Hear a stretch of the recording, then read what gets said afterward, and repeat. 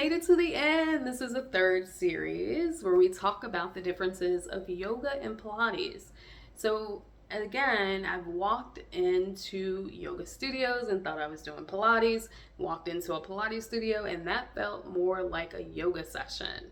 And so, what are the difference between the two? I talked about those in episodes 1 and 2. In this episode, we're going to talk about the props, the different props that are used in a yoga and versus a Pilates class. Hello, my name is Tanya. I am a certified yoga instructor, Pilates, clinical yoga therapist, coach, and wellness facilitator. I do my best by elevating your mental health with the therapeutic practices of education and yoga and Pilates for trauma recovery. So if you haven't already, please subscribe and like these videos if you are enjoying them. Okay, so in this, we talk about the props. So the props in Pilates, which I discussed, the purpose of Pilates is for syncing the breath with the movement, breath control. Okay, it's also for spinal alignment, right? For that postural alignment, strengthening that and strengthening those core abdominal muscles, right? And so with this practice, a very low impact practice, this can be practiced in studio, it can be practiced privately. This can be practiced on the mats. You have mat Pilates, and then you also have the classical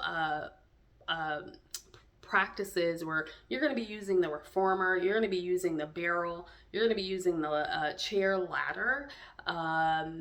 You can also use the magic circle or the magic ring. I believe I have it, there and behind me. In a mat class, you'll be utilizing the lightweight dumbbells, anywhere between 1 and 5 pounds. You can use sliders or gliders if you don't have access to a studio that has a reformer. You can use those sliders and gliders on a vinyl flooring or wood tile flooring, whichever flooring that allows the fluid movement of the sliders to kind of imitate the reformer. All right, so you also use TheraBands. So TheraBands are really good, and then you also have the loop bands.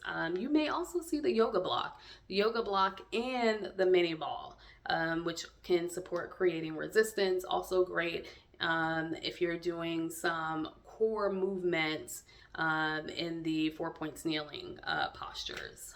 So those are some of the props that you will use in a Pilates class. Now let's talk about yoga. So the props that you will use in a yoga class will consist of a yoga strap, really good to help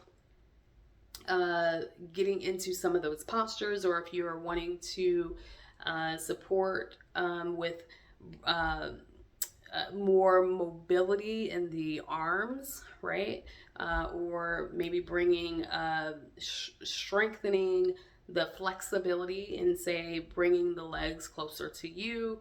If you're trying to say do maybe like a knee to nose pose, that's what's coming to mind right away. So yoga strap, yoga blocks. If you're wanting to bring the earth closer to you, you'll use the yoga block. The yoga blocks have 3 sides. You have the low side, the medium side, and the high side when it's kind of like in that vertical position. So another prop that you'll see in a yoga class, a bolster. So this is right behind me here. So it's like a rounded pillow, and you can place that right behind underneath the spine if you're doing more of a restorative practice. You also can use it if underneath the tailbone. Sometimes I've seen it where you can place it on a chair. That's another thing. You also have chair yoga. So you'll use the prop of a chair, a folding chair, to get deeper into some of those poses. Or if you're using it, if you have limited mobility and you're working on the chair.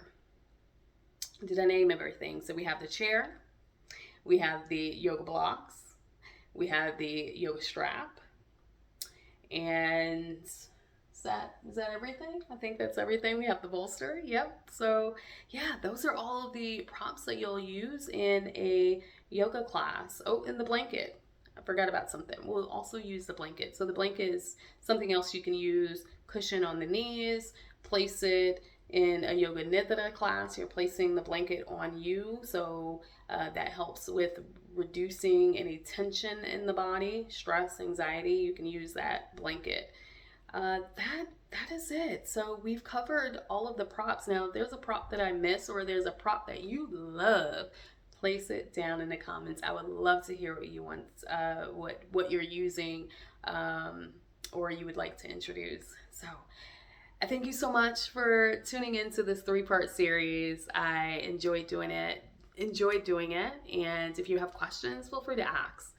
All right. Well, take care of yourself on the mat. See me in the virtual studio. And if you wish for a private session, then feel free to find all that information down below. Remember to live abundantly, love your authenticity, and radiate organic happiness. But most importantly, live a life of no more trauma. Be well.